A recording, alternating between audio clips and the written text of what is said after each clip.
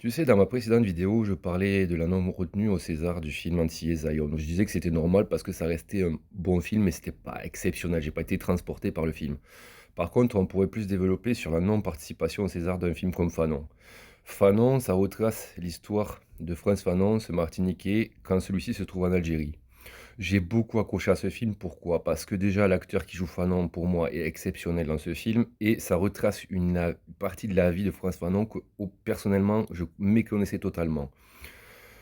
Après, tu sais très bien que la personne Frantz Fanon pose problème pour l'État colonial français, il faut pas se leurrer. Ce film ne sera pas récompensé dans une cérémonie de l'État colonial français parce que ça soulèverait trop de questions, même en 2026 encore. Ça serait le scandale du chlordécone, ça serait l'affaire Claude Jean-Pierre, ça serait les massacres qui ont eu lieu une certaine année en Martinique et en Guadeloupe. Et ça, encore en 2026, l'État français n'est pas prêt à le faire.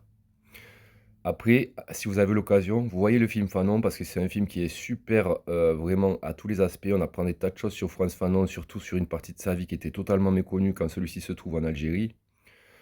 Et voilà, c'est un très, très bon film qui, pour moi, contrairement à Zion, mériterait clairement les Césars et d'être récompensé. Mais tu sais très bien que quand tu connais l'État colonial français, il ne sera pas récompensé dans une cérémonie parce que ça soulèverait trop de questions sur les Antilles françaises encore en 2026.